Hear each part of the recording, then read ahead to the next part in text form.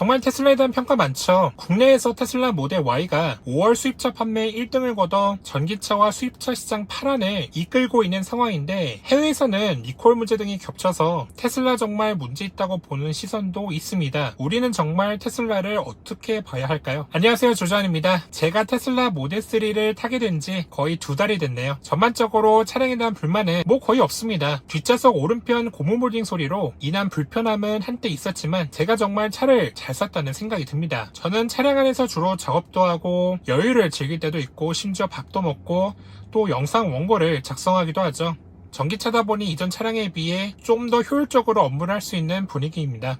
특히 캠핑 모드를 활용하면서 원고 작성하면 안락한 느낌을 받을 수 있어요. 이런 느낌 저뿐만 아니라 아마 많은 분들이 공감하실 것으로 보입니다. 제가 왜 이런 말을 하고 있냐? 바로 최근에 발표된 테슬라 5월 신차 등록 대수와 연관이 됐기 때문이죠. 테슬라 판매 현황을 유일하게 살펴볼 수 있는 카이지유 데이터 연구소 통계에 따르면 테슬라 브랜드는 5월 수입차 중 세 번째로 많은 3,461대 등록 대수를 보였습니다.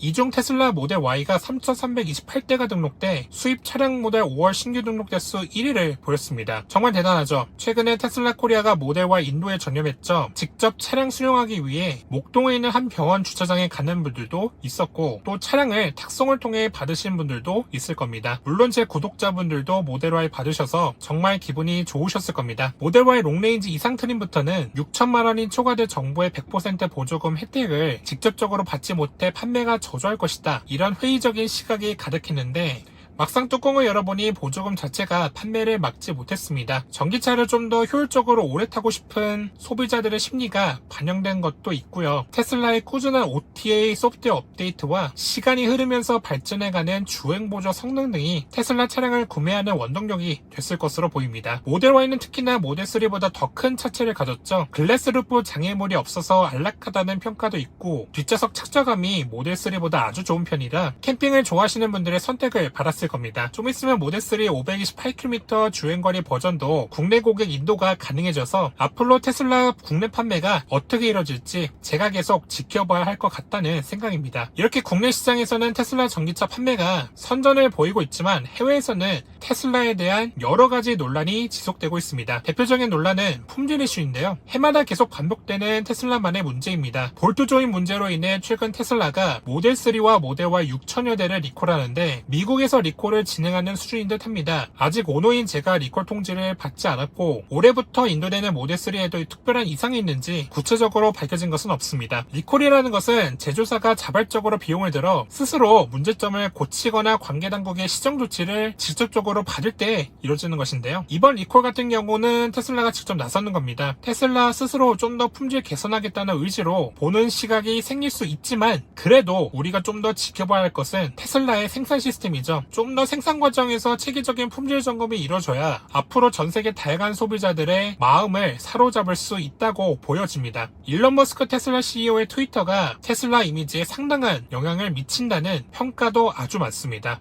특히 비트코인, 도지코인 이야기만 나올 때마다 테슬라 주가가 요동치는 현상이 나는데요. 지금 녹화하는 시점에서 테슬라 주가가 5% 넘게 빠진 상태입니다. 머스크 CEO 개인적으로 저와 트윗 몇 번 주고받은 것 기억나시죠? 한때 한국에 오겠다고 이야기한 것 같은데, 나중에 코로나19 해결되고 나면 우리나라에 와서 속 시원하게 대한민국 소비자들과 소통하셨으면 합니다. 여러분들에게 전해드릴 이야기 또 있습니다. 몇몇 분들은 아시겠지만, 최근에 테슬라 코리아가 언론과의 커뮤니케이션을 대폭 줄였습니다. 여러가지 현안 대응보다는 미디어의 시승차 협조에 도움을 주겠다는 입장입니다. 테슬라가 애초부터 머스크만 미디어 대응을 주로 하고, 나머지 직원들이 미디어 대응을 하지 않는 걸로 유명하죠.